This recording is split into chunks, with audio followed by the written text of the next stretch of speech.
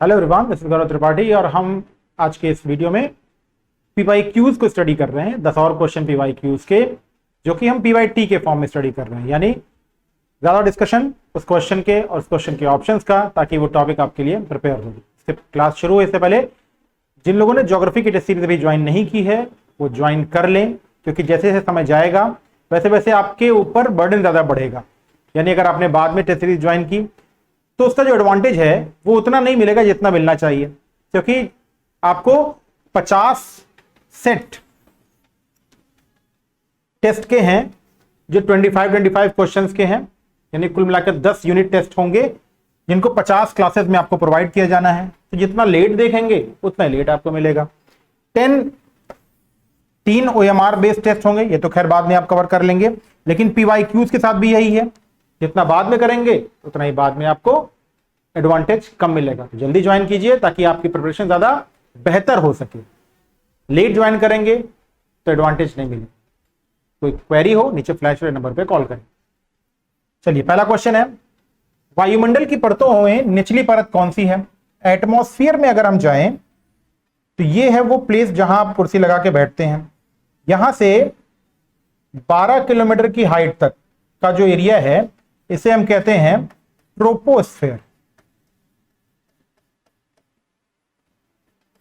Troposphere की खास बात क्या होती है कि इसमें तापमान कम होता है। क्या बात क्या होगा? ताप ऊपर जाने पर क्या होगा? कम होगा। जैसे जैसे हम ऊपर जाएंगे temperature decreases while we going towards up. जब हम ऊपर की तरफ जाएंगे तो जो टेम्परेचर है वो डिक्रीज होगा। डिक्रीज होने का मेन रीजन ये है कि जो हवा की लेयर्स हैं, वायु की परतें हैं या वायु, वो क्या होती है? वो विरल हो जाती है, उसके बीच की दूरी बढ़ने लगती है, मॉलिक्यूल दूर दूर होने लगते हैं, जिससे उसमें टेम्परेचर को एब्जॉर्ब करने की क्षमता जो है वो कम हो जाती है। इसलिए जैसे जैसे ऊपर जाते हैं टेम्परेचर कम होने लगता है। ट्रोपोस्फेयर में जितनी भी मौसमी घटनाएं होती हैं, बादल, बिजली, वर्षा, आंधी, तूफान, ये सब कहां होती हैं? ट्रोपोस्फेयर में होती हैं। ट्रोपोस्फेयर के बाद जो ऊपर की परत है जिसे हम 50 किलोमीटर तक मानते हैं, यह परत है स्ट्रेटोस्फेयर।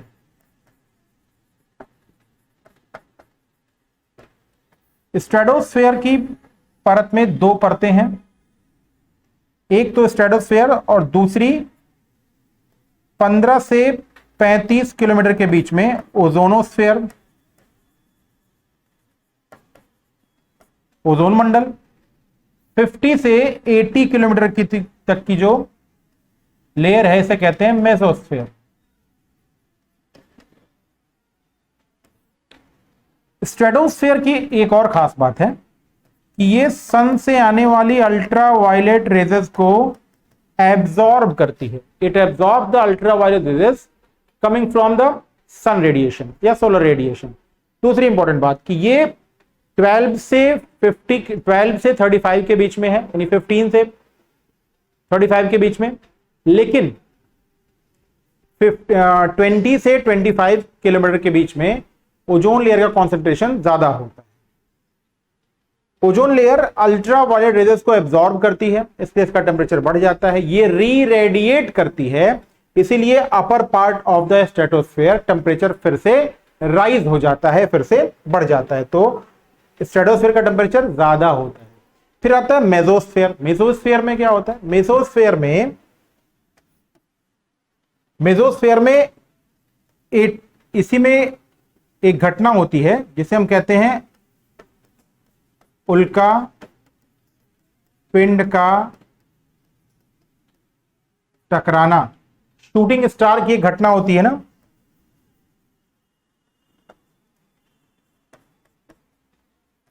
शूटिंग स्टार या उल्काश में या उल्का पिंड का चमकना या टकराना, वो ये कहां होता है? इसी मेसोस्फेयर के टाइम में होता है। मेसोस्फेयर में टेम्परेचर एक बार फिर से कम होने लगता है।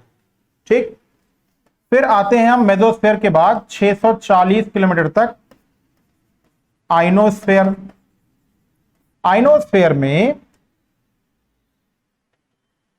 DEFGH क्या होती हैं? लेयर्स होती हैं, जो अलग अलग फ्रीक्वेंसी की जो रेडियो वेव्स होती हैं उनको क्या करती हैं? रिफ्लेक्ट करती हैं पृथ्वी की तरफ, जिससे बेतार व्यवस्था चलती है। आइनोस्फीयर में एक बार फिर टेम्परेचर राइज, टेम्परेचर क्या होगा, बढ़ेगा। लेकिन हवा यहां पर इतनी विरल होती है कि अगर आप हाथ बाहर निकालेंगे तो आपको टेम्परेचर का आभास नहीं है। तो वायुमंडल की परतों में निचली परत कौन है, परिवर्तन मंडल, या जिसे ट्रोपोस्फेयर कहते हैं, या जिसे हम क्षोभ मंडल या विक्षोभ मंडल या डिस्टरबेंस जोन कहते हैं।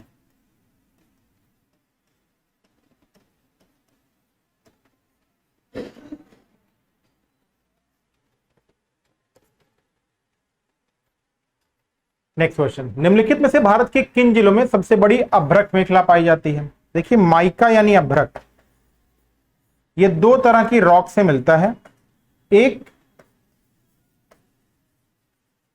इग्नियस रॉक से मिलेगा और मेटामॉर्फिक रॉक से मिलेगा।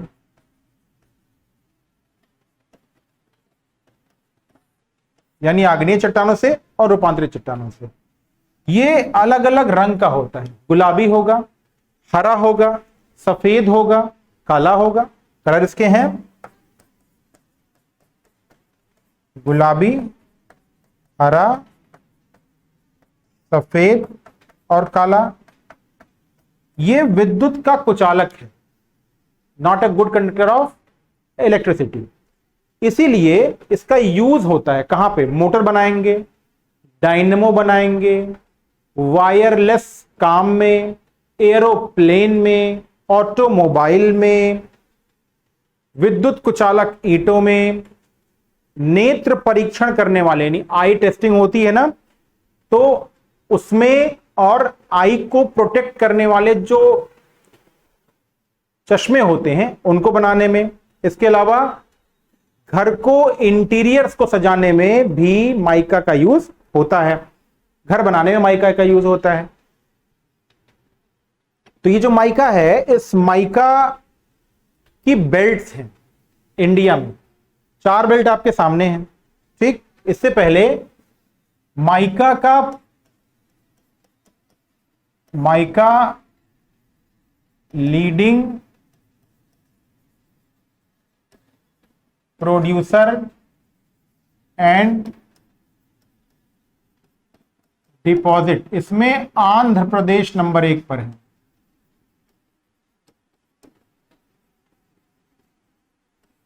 कौन नंबर 1 पर है, आंध्र प्रदेश। ठीक, अब बालाघाट और छिंदवाड़ा ये एमपी में है। उदयपुर, जयपुर, अजमेर और अलवर ये राजस्थान में है। सेलम और धर्मपुरी ये तमिलनाडु में है। हजारीबाग, गया और मुंगेर ये बिहार और झारखंड के बेल्ट है। ये बेल्ट सबसे बड़ी बेल्ट है और इसी बेल्ट में एक प्लेस है झारखंड में, कोडरमा। इसको माइका कैपिटल कहते हैं। कोडरमा को क्या कहते हैं, माइका कैपिटल, यानी कोडरमा को अभ्रक की राजधानी कहते हैं। ठीक है, तो ये सबसे बड़ी बेल्ट है, इसे ग्रेट माइका बेल्ट भी कहते हैं। क्वेश्चन भी पूछा जा सकता है कि ग्रेट माइका बेल्ट कौन है, तो यही है।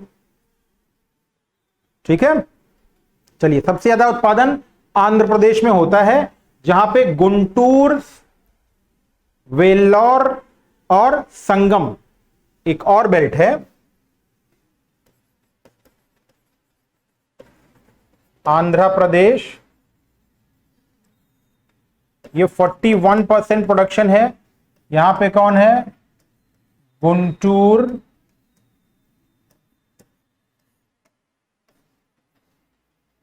संगम और वेल्लोर। ठीक है,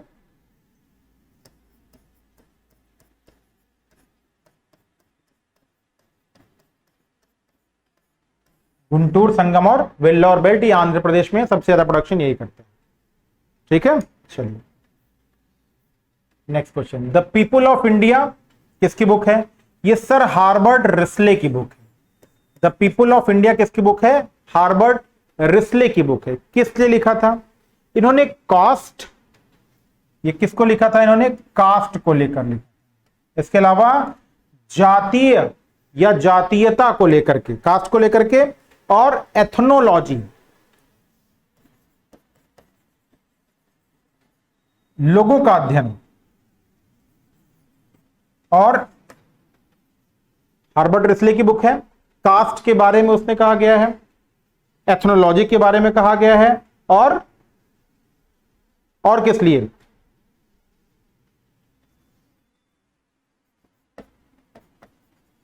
एथनो यानी नृजातीय या मानव के लिए क्या?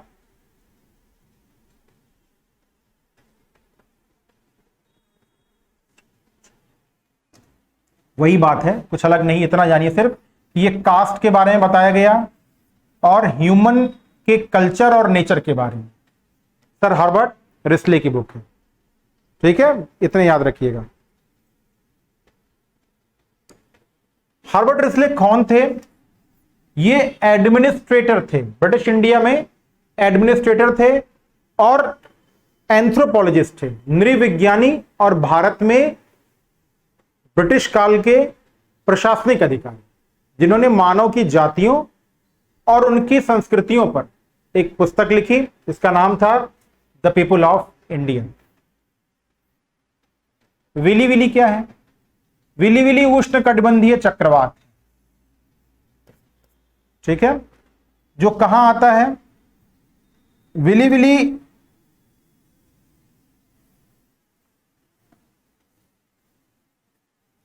ऑस्ट्रेलिया का ये नॉर्दर्न भाग प्रभावित करता है। ठीक,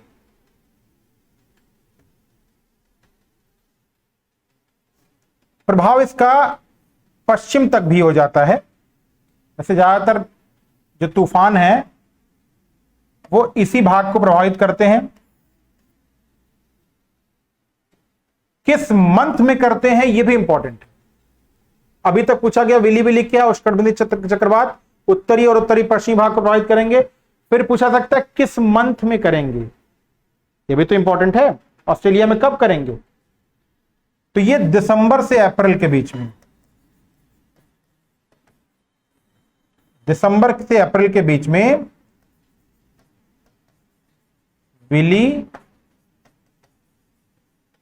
विलीज ट्रॉपिकल साइक्लोन। ये क्या है? उष्णकटिबंधीय चक्रवात है, ट्रॉपिकल साइक्लोन। अब एक बार ट्रॉपिकल साइक्लोन जो कि लो प्रेशर बेल्ट होता है, 27 डिग्री सेल्सियस टेंपरेचर ज्यादा होगा तो बनेगा। हवाएं चारों तरफ से केंद्र की तरफ आती हैं। धरातल पर चक्रवाती दशाएं, और 9 किलोमीटर से 15 किलोमीटर के ऊपर कैसा होगा? प्रतिचक्रवाती एंटी साइक्लोनिक कंडीशंस होनी चाहिए। अलग अलग रीजन में जो चक्रवात हैं वो अलग अलग टाइमिंग में आते हैं, उनके नाम भी अलग अलग हैं। नाम तो कई बार पूछ चुका है, लेकिन टाइमिंग को भी हमें ध्यान में रखना है ताकि गलती ना हो। बात उष्णकटिबंधीय चक्रवात की है तो हमें शीतोष्ण कटिबंध को ना मैं फिगर बनाऊंगा ना हमें बहुत जानने की जरूरत है।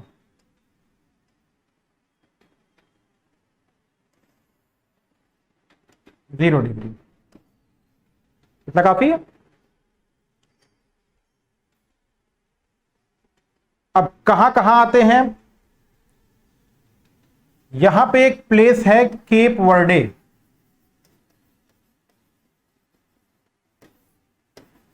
अगस्त में आएगा।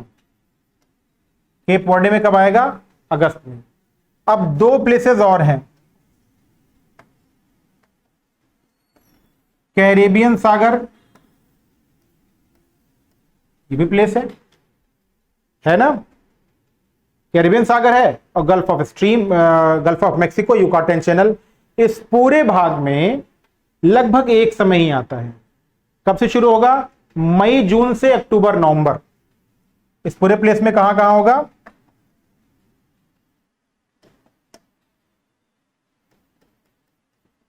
मई जून से अक्टूबर नवंबर के बीच में कैरेबियन सागर, युकाटन चैनल के पास और गल्फ ऑफ मैक्सिको। कहते क्या है इन्हें? हरिकेन। फिर दूसरे चक्रवात यहां पे बनते हैं, मैक्सिको कोस्ट से बनने के बाद कैलिफोर्निया तक जाते हैं, इन्हें भी हरिकेन कहते हैं। नवंबर और जून में ही आते हैं। ये कब होंगे? आएंगे नवंबर से जून, हरिकेन। ठीक, यहां पे भी चक्रवात आएंगे जिन्हें हम कहेंगे, ये मेडागास्कर है, यहां भी चक्रवात आएगा। बंगाल की खाड़ी में भी चक्रवात आएगा, अरब सागर में भी चक्रवात आ रहा है। बंगाल की खाड़ी में इसको चक्रवात कहते हैं, ठीक है, चक्रवात कहते हैं। और ये कब आएगा?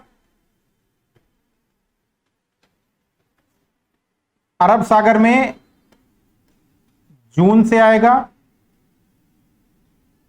और बे ऑफ बंगाल ज्यादा गर्म होता है इन द कंपेयर टू अरब सागर, इसीलिए बे ऑफ बंगाल में अरब सागर से 4 गुना ज्यादा चक्रवात आते हैं। तो अरब सागर में जून से नवंबर, बंगाल की खाड़ी में अप्रैल से नवंबर, ठीक। ऐसे ही चाइना में, जापान में, क्या कहते हैं इसे, इस पूरे रीजन में, यहां फिलीपींस है, इस पूरे रीजन में चक्रवात आते हैं, उन्हें कहते हैं टाइफून। क्या कहते हैं? टाइफून कहते हैं। फिलीपींस में, जापान में, चीन तट पर क्या कहेंगे उन्हें? टाइफून। ये कब आएंगे? ये मई से दिसंबर के बीच में आएंगे।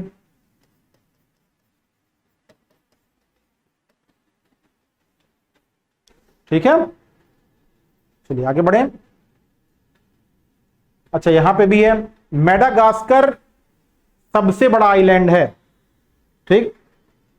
क्या खास हिंद महासागर में, क्या खास बात है? कब आएगा? ये नवंबर से अप्रैल के बीच में।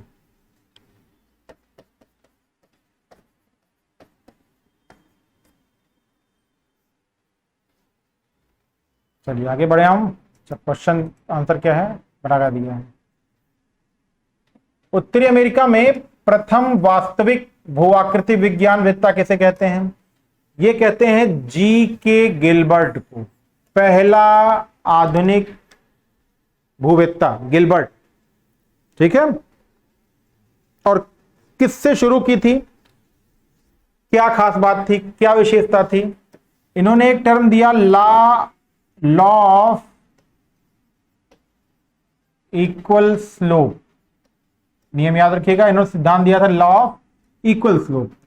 इसके अलावा गिलबर्ट ने एक और महत्वपूर्ण कार्य में कार्य करके योगदान किया। एक तो नदियों की लैटरल इरोजन कैपेसिटी को बताया, यानी पार्श्विक अपारदन क्षमता को बताया।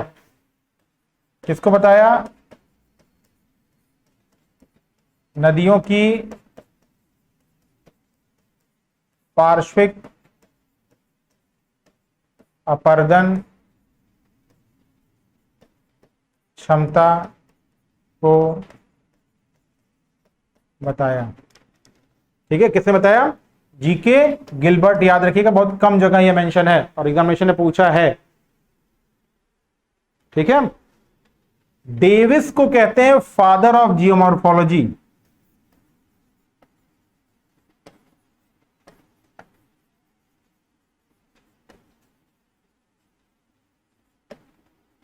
In USA. जेम्स डटन ने संकल्पना दी, कौन सी? यूनिफॉर्मिटेरियनिज्म या एक रूपतावाद?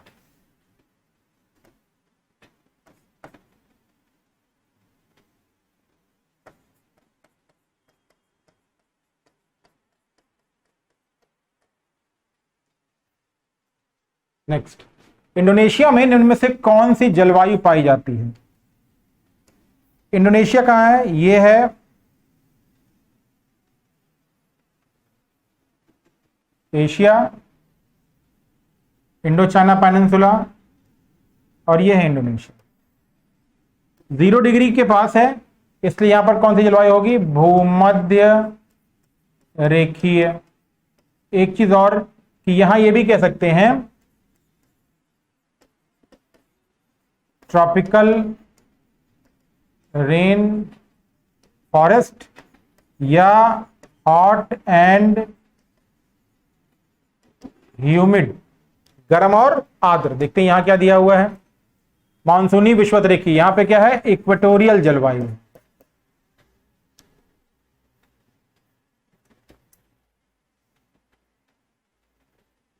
अब इक्वेटर दिया है तो इक्वेटोरियल लगा लेंगे, वरना उष्ण और आर्द्र भी हो सकता था, लेकिन विषुवतीय जलवायु दिया हुआ है इसलिए विषुवतीय जलवायु हम लिखेंगे। नेक्स्ट, प्लेट शब्द का प्रयोग किसने किया? टूजो विल्सन ने सबसे पहले प्लेट टर्म, हमेशा याद रखिएगा ये क्वेश्चन बहुत इंपॉर्टेंट है, ठीक है? टूजो विल्सन, प्लेट शब्द।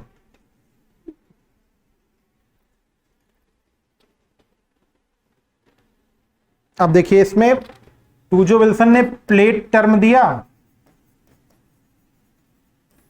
अब प्लेट टेक्टोनिक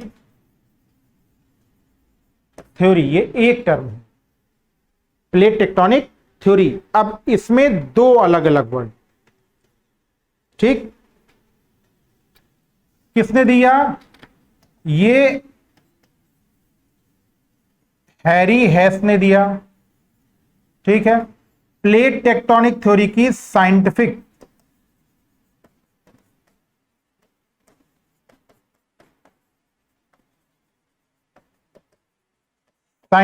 एक्सप्लेनेशन में, प्लेट टेक्टोनिक थ्योरी की साइंटिफिक एक्सप्लेनेशन कौन दे रहा है?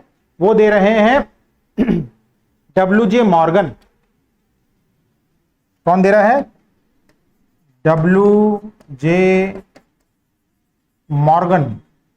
और इसी सिद्धांत को पार्कर,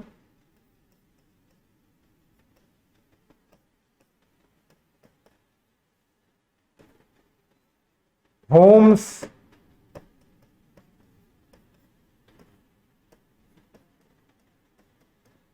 मैकेंजी, इन्होंने क्या किया था?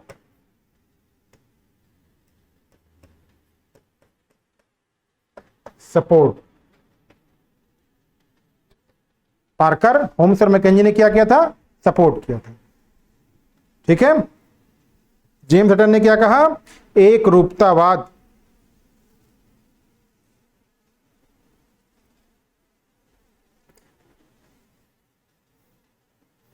Next, theory of the earth with proof and illustration के लेखक कौन है? यहां बुक है, who was the author of theory of the earth and proof of illustration. किसकी बुक है ये जेम्स हटन की बुक है। किसकी बुक है? James Hutton. और इसी किताब में क्या किया था इन्होंने? यूनिफॉर्मिटेरियनिज्म, यानी एक रूपतावाद। किसकी संकल्पना पूरा किया? एक रूपतावाद का जो कॉन्सेप्ट था, यूनिफॉर्मिटेरियनिज्म का था, वो theory of the earth with proof and illustration में ही जेम्स हटन ने लिखा है। नेक्स्ट, जैविकता हॉटस्पॉट शब्दावली का प्रयोग किसने किया? सबसे पहले इसका प्रयोग किया नॉर्मन मेयर्स ने। पर फॉर व्हाट?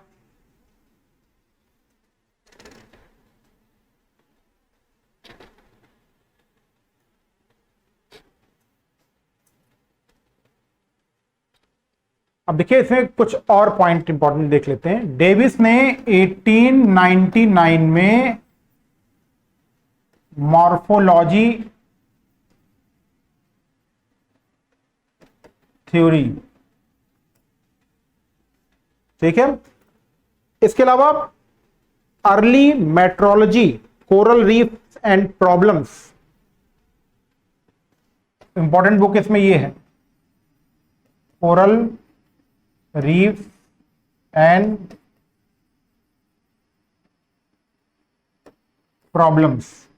एस.डब्ल्यू. वुलरिज की भी कुछ महत्वपूर्ण किताबें हैं, the physical basis of geomorphology, the physical basis of geomorphology, an outline to geography, an outline to geography, किसकी है? एस.एन. वुलरिज की। नेक्स्ट, नॉर्मन मेयर्स ने सबसे पहले बायोडायवर्सिटी हॉटस्पॉट का प्रयोग किया। For what? क्या होता है बायोडायवर्सिटी हॉटस्पॉट में?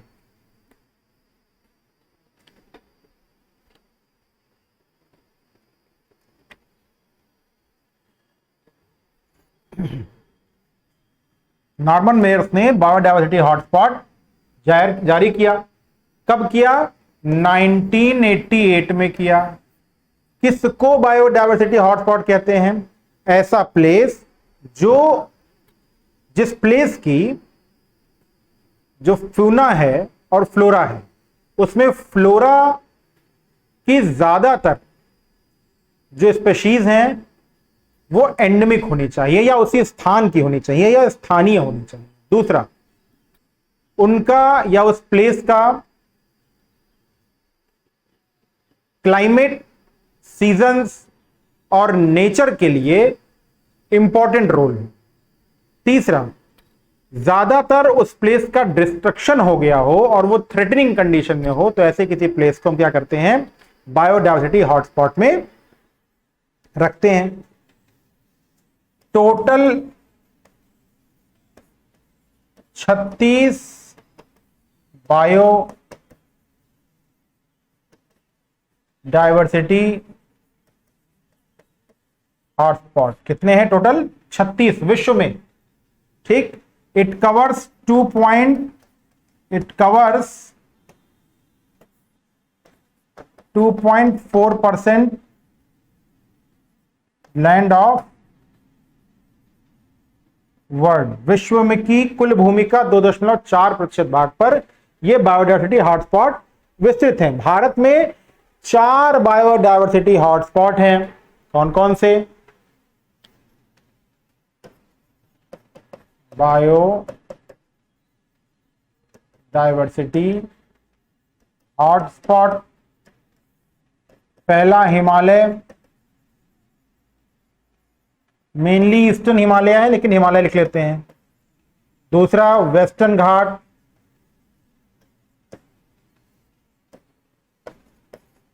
तीसरा बायोडायवर्सिटी हॉटस्पॉट में है सुंडालैंड,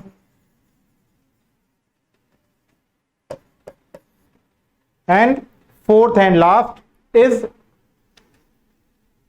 इंडो मलेशिया।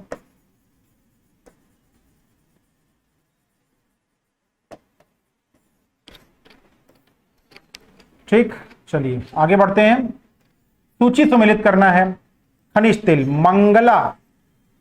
मंगला जो है ना, ये राजस्थान में।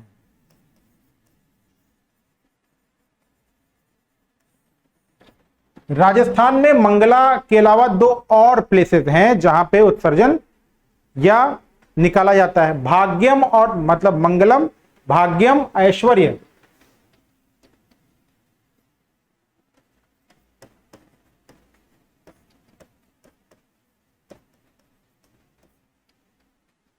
सबसे पहले यही आया, सॉरी सबसे पहले नहीं, सबसे बाद में यही आया। कहां गया? 2004 गया है, ठीक। सबसे पहले आता है डिगबोई। डिगबोई से पहले माकूम आता है, लेकिन माकूम दिया नहीं है तो डिगबोई ही है। फिर अब दो बच रहे हैं, एक है नाहरकटिया, एक है बर्दरपुर। तो मंगला 2004, ऑल दो कि मंगला 2004 में पूरी तरीके से काम करना शुरू किया, लेकिन अगर 1999 भी अभी देता है मंगला के सामने तो वो भी सही मानिएगा। ठीक है, फिर अब दो बचा है, एक बचा है बदरपुर, दूसरा बचा है नाहरकटिया। तो बर्दरपुर 1953 में आता है और नाहरकटिया आता है 1954 में, 1953 और 1954 ऐसा इसके अनुसार। वरना बर्दरपुर का जो असम है वो 1953 में आता है, ठीक है, और नाहरकटिया 1954 में।